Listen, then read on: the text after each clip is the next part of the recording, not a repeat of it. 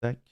Alors, donc du coup, pour ceux qui ne connaissent pas, donc ça c'est un deck qui a gagné un tournoi il y a 5 jours, le Toronto WCQ Régional. Pour ceux qui ne connaissent pas Mermail, du coup c'est un archétype haut. Le principe de l'archétype est de combiner les effets des Mermail. Peut-être baisser un peu la musique. De combiner les effets des Mermail avec l'effet des monstres Atlantines. Donc les monstres Atlantines, c'est quoi? C'est des monstres qui viennent d'un vieux deck de structure. Donc il y en a 3 principaux. Il y en a d'autres qui sont sortis entre temps dont je peux vous parler, mais qui sont moins impactants. Merci beaucoup Tixony pour le sub, merci énormément frérot. Donc les Atlantines, le plus important c'est celui-ci, c'est Dragoon. Donc Dragoon en gros, c'est un monstre qui, lorsqu'il est envoyé au cimetière pour activer l'effet d'un monstre haut, ça c'est l'effet de tous les Atlantines, lui il va tuto un monstre serpent de mer depuis le deck à la main. Mais l'idée c'est que vu que c'est une carte qui a été éditée dans les années 2011, 2012 je dirais, bah c'est un monstre qui n'a pas un effet once par turn. Donc en gros, le but du deck, c'est de potentiellement essayer d'abuser de celui-ci. Les autres Atlantines qu'il y a, c'est ces deux-là. Je vais vous mettre ici. C'est les deux plus connus. Donc lui, c'est Marksman. Donc Marksman, quand il est défaussé pour l'effet d'un monstre haut, il va péter une carte face cachée. Donc ça peut être un monstre comme ça peut être une magie piège. Et l'autre effet, c'est que quand il tape en battle, il peut invoquer spécialement un monstre 6 serpent de niveau 4 ou moins Atlantine depuis le deck. Donc en gros, l'idée, c'est que ça permettait d'invoquer Dragoon quand tu faisais Diva Marksman et tu faisais Trishula en une phase 2, si je me souviens bien. Ou alors Trishula était plus là. Je crois qu'elle était plus là, mais whatever. Ça permettait d'avoir accès à un Dragoon et c'était sympa. L'autre, c'est Infantry. Il marche comme Marksman, mais il pète les cartes face visibles. Donc ça va être les magies pièges, comme ça peut être les monstres. Globalement, Marksman ne va pas être très populaire dans le Yu-Gi-Oh! Moderne parce que il n'y a pas énormément de cartes 7, donc j'imagine que c'est plutôt une carte de side. Infantry, en général, dans les listes OCG, c'était plutôt x1, globalement. Voilà comment ça marchait. Donc là, vous avez vos Atlantines. Donc vous voyez que dans ce deck-là, il n'y en a que 3, globalement. Bon anniversaire. Merci beaucoup Axel. Ce bon vieux Axel. 12 mois, 1 an. Putain, mais il a l'animation spéciale et tout. Magnifique. Donc ces 3 monstres-là sont les Atlantines que vous allez jouer. Les deux autres, soit ils seront en side, soit ils seront pas là. Là, vous voyez que lui, il en a pas du tout. Il s'en bat les couilles. Au niveau des Mermail. Donc les Mermail, il y en a énormément qui sont sortis en 2013. Il y en a des nouveaux qui sont sortis aujourd'hui. Les deux principaux qui étaient sortis à l'époque qui vont être utilisés, ça va être celui-ci et celui-ci.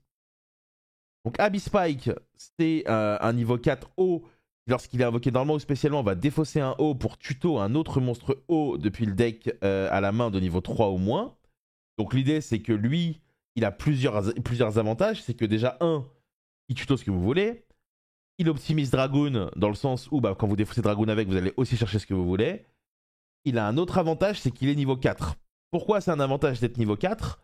Parce que ça vous donne accès à Bahamut Shark en fait. Et Bahamut Shark est un monstre qui a historiquement toujours été très important dans Mermail.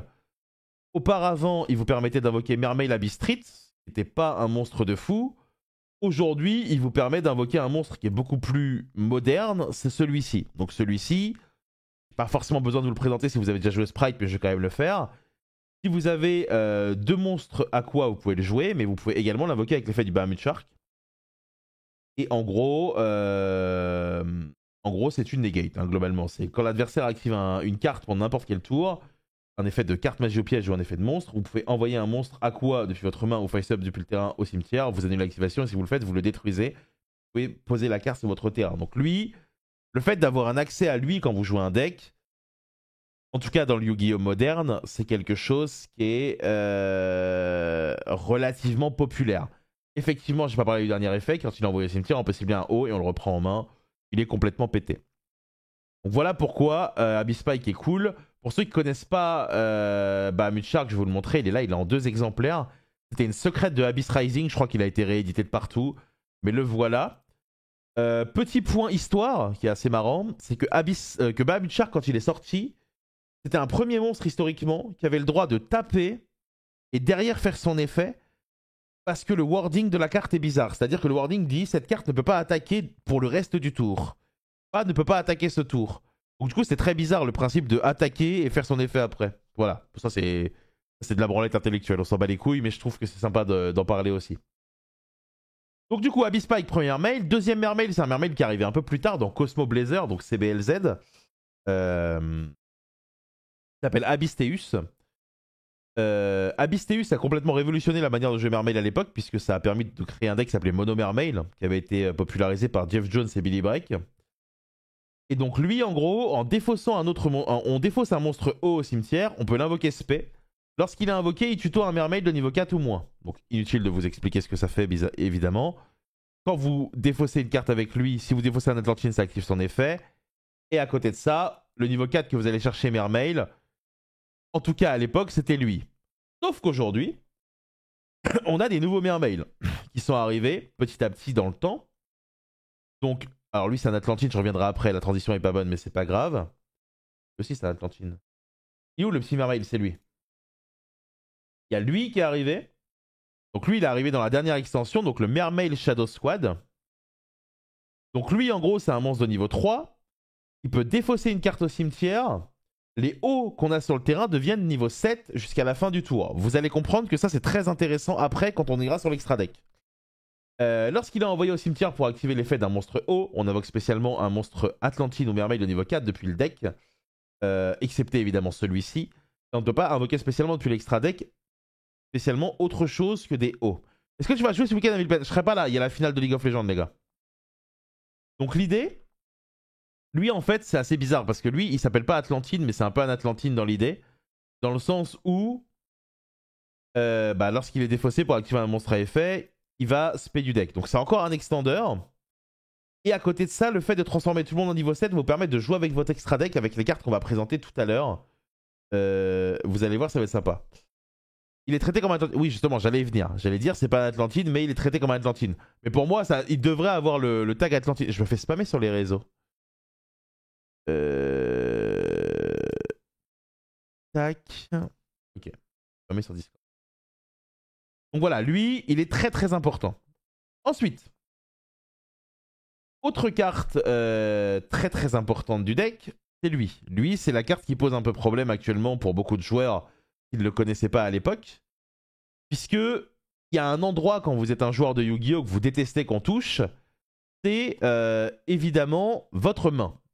Et donc globalement, l'idée c'est que lui, quand vous avez exactement 5 hauts au cimetière, vous pouvez le poser et vous allez défausser 2 cartes de la main adverse.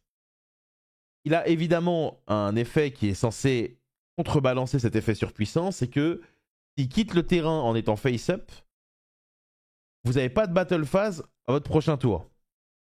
Spoiler alerte, il y a un moyen de dodge cet effet assez facilement, puisque lorsque vous êtes en Material Xyz, la carte quand elle quitte le terrain, elle n'est pas considérée comme étant face-up sur le terrain. Donc l'idée c'est que vous allez changer le niveau de cette carte, grâce notamment à Shadow Squad ou autre, pour tout simplement le passer niveau 7 et faire vos bails. Ça voilà, c'est quelque chose qui est important. Ensuite, les autres cartes qui vont être intéressantes, c'est ces deux-là, qui sont ici, que je ne vous ai pas encore présentées. Il y a une nouvelle carte et une carte un peu plus ancienne. La nouvelle carte, c'est Abyss Shrine. Je crois que c'est une secrète, si je ne me trompe pas. Pour le coup. Donc lui, c'est un Atlantine, mais qui est toujours considéré comme un Mermail. Donc l'idée est évidemment de faire le pont entre les deux engines. On peut la tribute de la main et tribute un Atlantine ou un Mermail depuis la main au terrain. Pour tout simplement aller tuto un niveau 7, serpent de mer ou aqua. Ou l'invoquer SP. Et donc l'idée c'est que ça va vous permettre d'exploiter des cartes assez bizarres. Comme une carte notamment qu'a exploité le joueur là que je vais vous présenter juste après. Vous connaissez peut-être pas d'ailleurs. Et évidemment, elle vous lock en water pour le reste, pour le reste du tour. Pendant le tour adverse, lorsqu'elle est au cimetière, on peut tout simplement la bannir et défausser 1 pour piocher 1. Mais l'idée c'est que vu que c'est un effet d'un monstre haut, ça peut potentiellement vous permettre d'activer une carte comme... bon, elle n'est pas jouée là, mais Infantry, tu vois. Infantry pour péter une carte adverse. Donc ça, c'est assez intéressant. Et donc, là où il s'est passé les choses marrantes, c'est que là où d'habitude on va plutôt chercher des 6 serpents et des aquas qui vont plutôt concerner notre deck, le joueur ici qui a gagné son tournoi, lui, il allait chercher cette carte-là. Donc Coelacanthe, qui est un poisson qui était édité dans l'extension Phantom Darkness, qui du coup, une fois par tour, va défausser une carte pour invoquer autant que possible de niveau 4 ou moins poisson depuis votre deck. Globalement, il invoque 5. Ça fait un peu penser, comment elle s'appelle, à la synchro 5 dans Synchronique, là. Qui invoque tout et quand elle passe, t'as perdu. Oh, je sais plus comment elle s'appelle, mais bref. Donc ça, c'est un ajout au deck qui est relativement récent, qui n'a pas trop été exploité en OCG, peut-être de temps en temps avec une decklist que j'ai pas vue, parce que sinon vous allez me tomber dessus, je vous connais. Mais globalement, voilà l'idée. Donc ensuite, on a cette carte-là, qui est un Mermaid, qui est un Atlantine qui est sorti, je crois, en 2015 ou 2016, qui s'appelle Neptabis. Donc lui, en gros, ce qu'il dit, c'est qu'on peut foolish un Atlantine pour tuto un autre Atlantine directement du deck à la main. Lorsqu'elle est envoyée au cimetière pour faire un effet de monstre haut, on va tout simplement faire Reborn sur un monstre Atlantine, excepté lui.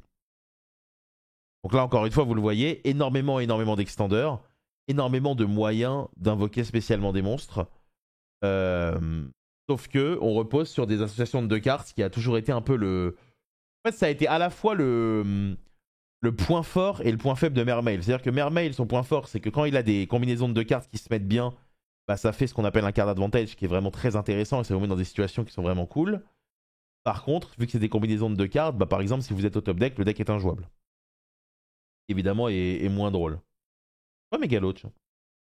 Donc, au niveau des autres monstres, qui sont très souvent dans la decklist, il y a ces deux-là. Excusez-moi. Beaucoup de diction ce matin. Ce matin, c'est un cours, hein. J'espère que vous prenez des notes. Hein. C'est juste pour vous mettre en condition avant qu'on aille voir les cartes.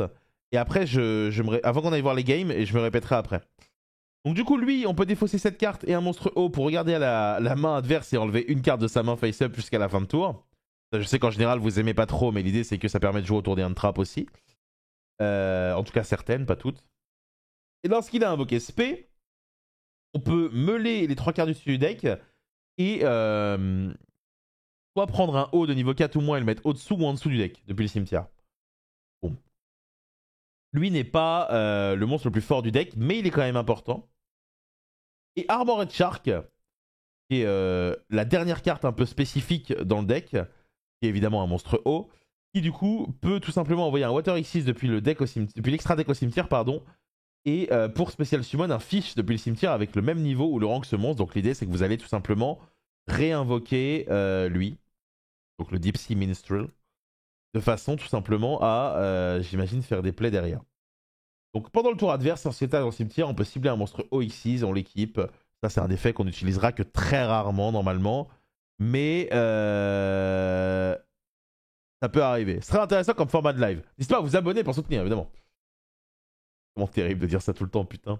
Je déteste mon métier en ce moment-là. Donc côté Mermail, on a une autre carte qui est intéressante, que lui ne joue pas d'ailleurs. C'est pas Triana, c'est... Je sais plus comment elle s'appelle. Je vais mettre Triana et je pense que du coup ça me l'a proposé en dessous. Côté Mermail, en OCG, il y avait une autre carte magique qui était jouée, un équipement qui était plus ou moins une negate, mais bon, là il est pas joué. Donc lui il joue ça, c'est quoi ça? C'est un équipement qui invoque spécialement un Atlantide dans un Mermail depuis la main au cimetière, et si on le fait, on l'équipe à cette carte. Ok, c'est Prémature Burial, très bien. C'est encore un extender. Vraiment d'extender dans le deck. Du coup, elle protège le monstre équipé. Ok, whatever. Ouais, c'est Armor Scale, non, c'est un truc comme ça. Bref. Donc là, vous avez compris, on a énormément de monstres dans le deck qui du coup, fonctionnent entre eux. Autre argument sympa dans nos cartes génériques, c'est que du coup, on a Purulia. Purulia étant un monstre haut, on peut potentiellement s'en servir dans des situations un peu tristes pour activer certains effets. Et ça, en vrai, c'est plutôt rigolo parce que du coup, vous le savez, le gros défaut de Purulia, c'est qu'en Gopher, c'est une carte de merde, une carte morte.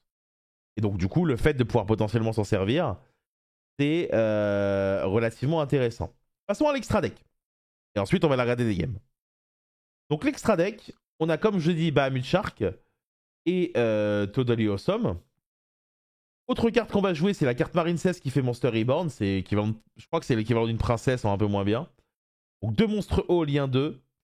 Va tout simplement cibler un monstre haut avec 1500 points d'attaque ou moins et l'invoquer spécialement dans une zone qu'elle pointe. Donc Anémone est évidemment très importante dans le deck. Ensuite, on va avoir des cartes Mermail aussi qui se sont ajoutées dans les extensions au fur et à mesure des années que moi j'ai pas connues et d'autres que j'ai connues. Je vais vous montrer ici. Hop. Donc Abysslacia. Donc Abysslacia, du coup, il faut 2 poissons, 2 serpents ou Aqua Monster. Elle va buffer les monstres qu'elle pointe, donc à gauche et à droite. Et donc du coup, pendant le tour adverse, on peut tout simplement envoyer une carte depuis la main au cimetière pour acheter un Mermail depuis le deck à la main. Elle est pas ridicule pour le coup, elle fait également un effet lorsqu'elle est détruite. Neptabis, il est sorti dans la dernière extension, donc lui, pareil, c'est un lien 3 qui nécessite d'avoir des poissons et autres joyeusetés entre eux pour être posé. Lorsque l'adversaire ne peut pas cibler les monstres hauts que cette carte pointe, donc vu qu'elle pointe 3 fois, c'est plutôt cool. Et à côté de ça, une fois par tour, lorsque un monstre haut est envoyé au cimetière pour activer l'effet d'une carte, on va pouvoir prendre une magie au piège équipement depuis le deck au cimetière et la mettre dans notre main. Donc c'est pour ça que globalement, on en joue une dans le deck parce que c'est un tuto. C'est relativement agréable d'avoir ce genre de mécanique. Ensuite, le plus ancien, c'est lui. Donc Abyss Gaios. Abyss Gaios de niveau 7 haut pour le faire. Alors, il y a deux manières de le faire, hein, vous le savez. On a évidemment des monstres 7 comme Abyssteus ou Abyss Megalo qu'on n'a pas vu dans la decklist là, mais qui existent aussi. Et donc lui, c'est un Veiler sur pattes qui empêche les monstres de niveau 5 ou plus d'attaquer. Et donc, comment il fait Veiler? C'est qu'une fois sur pattes, il détache une fois par tour, il détache un. Et du coup, il va avoir tendance à faire Veiler. Le dernier qu'on n'a pas vu, c'est Poséhydra. C'est là. Donc Poséhydra, il peut s'invoquer spécialement en se mettant au-dessus d'un monstre Mermail ou Atlantic Nixies. Donc ça, c'est relativement sympa. Si vous voulez le faire normalement, vous avez le droit. Hein. C'est 3 monstres niveau 7. Mais bon, c'est un peu plus compliqué. Et en gros, une fois par tour, il peut détacher 2 pour envoyer un monstre haut depuis le deck ou la main au cimetière pour tout simplement renvoyer 3 cartes que l'adversaire contrôle à la main. Donc l'idée, c'est d'essayer de le mettre en dessous de celui qui empêche d'être target, ce qui fait que la carte est littéralement infâme parce que non seulement l'adversaire ne peut pas la cibler, et il doit tenter de la forcer avant de pouvoir tout simplement développer ses plays qui vont le faire gagner. Donc cette carte-là est un véritable enfer pour l'adversaire. Et lorsque cette carte qui a été invoquée par Xyz est envoyée au cimetière, on va défausser une carte pour invoquer spécialement un monstre de niveau 3. Vous le comprenez, ça ne s'arrête plus ou moins jamais. Donc voilà, là vous avez plus ou moins les bases. À savoir qu'on a également toute la partie Xyz Armored parce que du coup, vous allez avoir la capacité de le poser assez facilement, celui-ci. Donc c'est une carte de Agov, je crois. Et en nouvelle carte, vous allez également jouer celui-ci. Donc alors moi je l'appelle Lévière, mais c'est parce que voilà. Les joueurs qui jouent en 2013 savent à quel point Lévière était le GOAT. Et donc lui en gros, il peut tout simplement reprendre un fiche, un serpent au aqua du cimetière, c'est un rang 3. Donc c'est quelque chose qui est assez facilement faisable, notamment quand vous allez associer Armored Shark et Deep Sea Ménestrel. Et donc du coup, ça donne énormément de possibilités et énormément de choses qui sont très sympas. La question maintenant que vous allez me poser, c'est quel est le board de fin que peut faire le deck? Et c'est évidemment ce à quoi on va s'intéresser grâce à des vidéos. D'abord, on peut regarder vite fait cette decklist, un peu plus en détail. Donc on voit que le deck n'a pas énormément de free spots. Ça, vous le savez, moi j'interprète le Yu-Gi-Oh! Moderne comme ça. Comment j'interprète le Yu-Gi-Oh! Moderne aujourd'hui? Pour moi, un deck qui est fort dans le Yu-Gi-Oh! Moderne, c'est un deck qui a un Go First fort, mais qui a un Go First fort sans avoir un Go Second trop faible. Donc, entre guillemets, il faut trouver un juste équilibre entre le moins mauvais Go Second et le moins pire Go First. C'est ça qui fait qui est important. Donc ça, c'est l'argument numéro 1.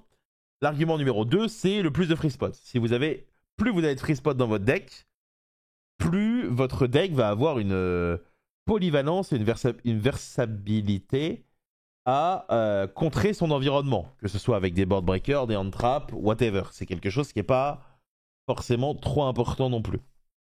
Donc globalement, l'idée, c'est que ce deck-là, il va se reposer sur 15 hand traps comme versatilité. J'ai dit quoi? Versatabilité. Je sais pas ce que j'ai dit. Mais tout ça pour dire que le deck va se reposer sur, comme beaucoup de decks actuellement, sur 15 hand traps. C'est les 15 meilleurs. Il n'a pas la place de. Enfin, il n'a pas la place. Il n'a pas la place de jouer plus parce que bah, déjà là on le voit, on est à 44 cartes. Même si déjà à l'époque, Mermail était un des rares decks qui jouait très rarement à 40. Donc du coup on va jouer 3 Fuvalos, 3 Purulia, 3 H, 3 Imperm, 3 Impulse. Globalement je pense que l'idée de son deck build c'est de dire ok, mon deck est à chier en Go second, donc je joue les meilleurs hand traps en Go second. Et selon moi, si aujourd'hui je dois présenter un plat de... Il y a un plat de fromage, mais un plat de hand-trap à quelqu'un pour lui faire découvrir la vie, je pense qu'on a les plus polyvalentes et les meilleures du format ici. Évidemment, Purulia, c'est quelque chose qui divise un peu les gens, Mais de manière générale, quand tu joues Fuvalos, ajouter Purulia n'est jamais trop mauvais, je pense. Après, encore une fois, ça c'est à vous de me dire ce que vous en pensez. Hein. C'est toujours pareil. C'est pas dans... Je suis pas dans une vérité absolue ou quoi. Hein. Juste je lis les cartes, quoi. En side, qu'est-ce qu'il a? Alors, il a Magical Spring, ça on va en parler. Il y a énormément de joueurs Mermail qui jouent Magical Spring. Je sais pas trop pourquoi, en réalité. Je sais pas quel est le match-up dans lequel vraiment la carte excelle. Mais, enfin, excelle. Est assez bonne pour justifier de la jouer. Je pense que c'est mieux de dire ça comme ça. Évidemment, on a des PTT. On va avoir des cartes pour aller tout PTT. Nekai, oui, évidemment, mais même à l'époque, ça a jamais vraiment été assez fort pour justifier de la jouer. Il y en avait quelques-uns qui la jouaient. Mais ça a jamais été trop...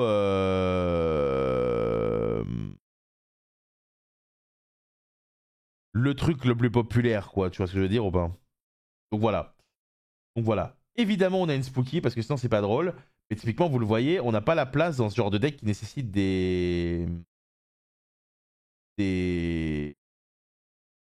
Comment je peux dire? On n'a pas la place d'optimiser des cartes... de mettre des cartes pour optimiser encore plus notre Go First. Comme typiquement ce que font pas mal de decks. Il y a pas mal de decks qui vont mettre des cartes comme Anti-Spell Fragrance ou des Floodgate de manière générale de façon à empêcher l'adversaire de jouer. Donc ça peut être Anti-Spell, ça peut être Griffon plus quelque chose, ça peut être Skill Drain, ça peut être Cross Out pour forcer tes combos qui passent, ça peut être des TTT. C'est pas le genre de la maison, quoi. C'est pas le genre de la maison.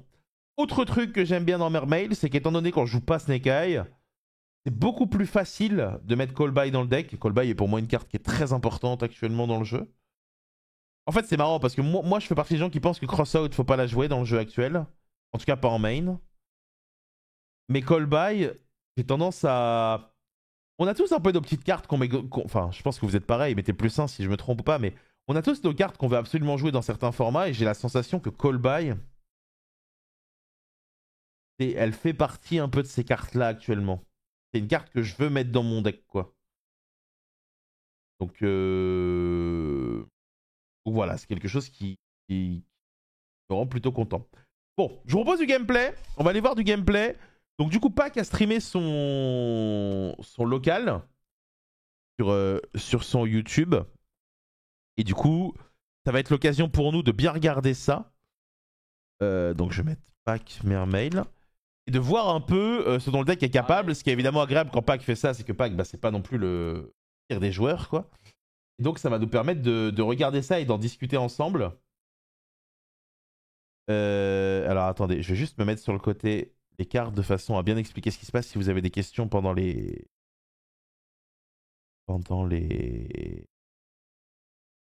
matchs. Tac.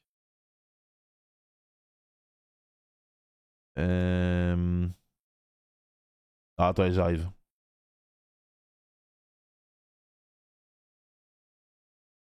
Ok, nickel. Donc je crois qu'il a pas posté sa decklist, malheureusement. Mais bon. En même temps, je comprends et je respecte. Parce que bah, l'idée, c'est que forcément, quand on essaye de cook un peu un deck, donner un peu ses techs, c'est pas forcément le truc le plus judicieux.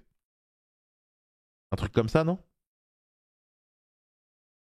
C'est ça qu'on dit? Je sais pas trop. Tac, alors attendez, je mets un fond musical. Hop. Et on est parti. Tac.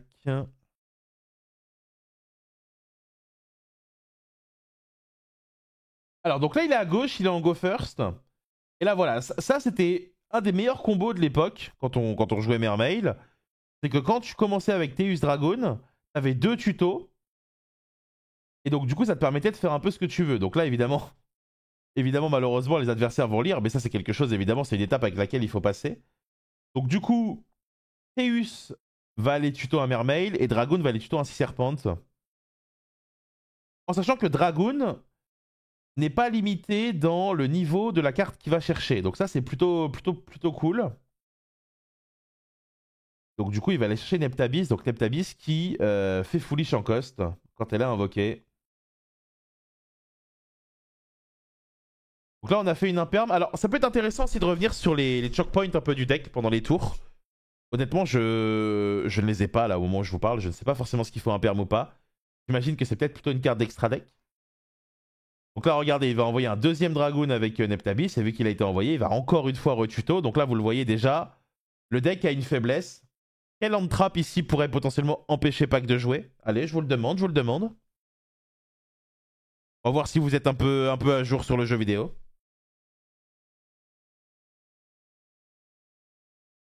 À part Shifter, évidemment, mais... Exactement, Droll and Lockbird contre le deck est très très bonne, bravo.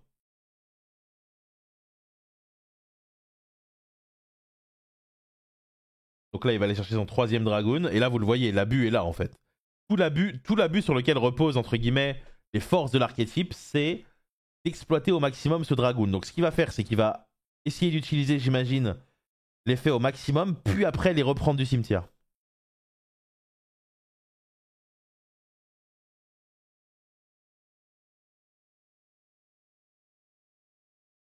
Il va prendre également le Minstrel. Donc là, ça, c'est l'effet de Neptabis. Hein.